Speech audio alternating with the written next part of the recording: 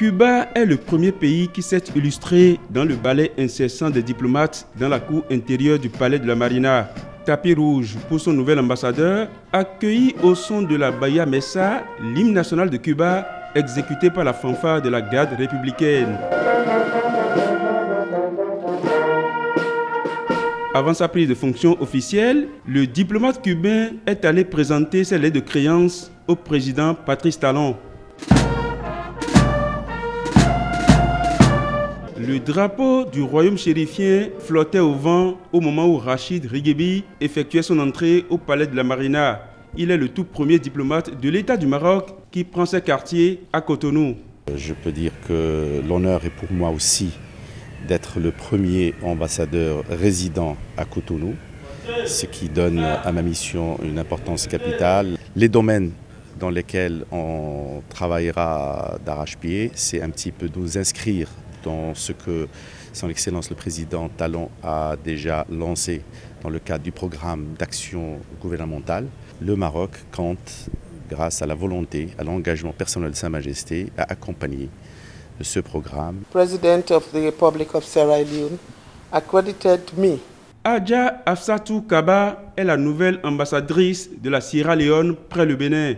Dès sa prise de fonction officielle, elle s'engage à mettre un point d'honneur à la promotion de la coopération Sud-Sud. And the cooperation we are working on now, which we have discussed, it's going to be beneficial to both countries. Et la coopération va s'approfondir parce que, tel que je viens de l'insinuer avec le chef de l'État, le Bénin et la Sierra Leone disposent d'énormes ressources. Et nous avons donc à développer des facilités, des équipements qui vont permettre à ces minerais et à ces ressources-là d'être valorisés pour le bien-être de nos peuples et de notre pays. We believe in the South-South cooperation, just like my president and also your president, Patrice Talon.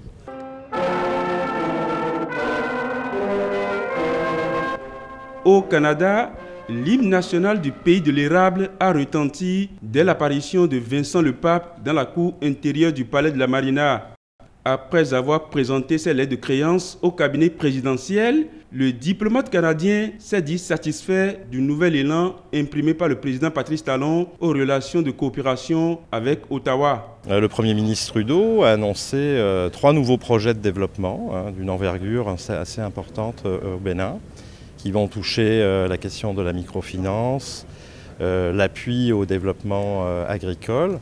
Un des points pour nous qui est important, c'est d'appuyer l'autonomisation économique des femmes.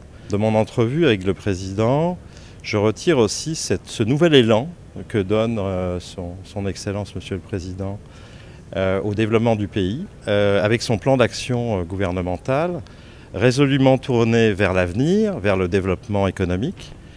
Et là aussi, le Canada peut jouer un rôle très important en fait en termes d'investissement de partenaires privés canadiens. Les nouveaux ambassadeurs ukrainiens, norvégiens, soudanais et palestiniens ont été également reçus au cabinet du chef de l'État pour la cérémonie de remise des lettres de créance. L'axe Cotonou-Kiev s'annonce sous le signe d'une coopération agricole et militaire plus soutenue. Et avec Oslo, le secteur de la pêche et de la navigation maritime sont des domaines de coopération à renforcer. Même écho au niveau de l'autre pays de la Scandinavie, dont la nouvelle ambassadrice a été accréditée à la faveur de cette cérémonie. C'est très important d'assurer qu'il y a une collaboration entre le secteur privé au Damas et le secteur privé ici au Bénin. Aussi de voir si on ne peut pas faire quelque chose dans le domaine de Public-Private Partnership, le PPP, c'est très important.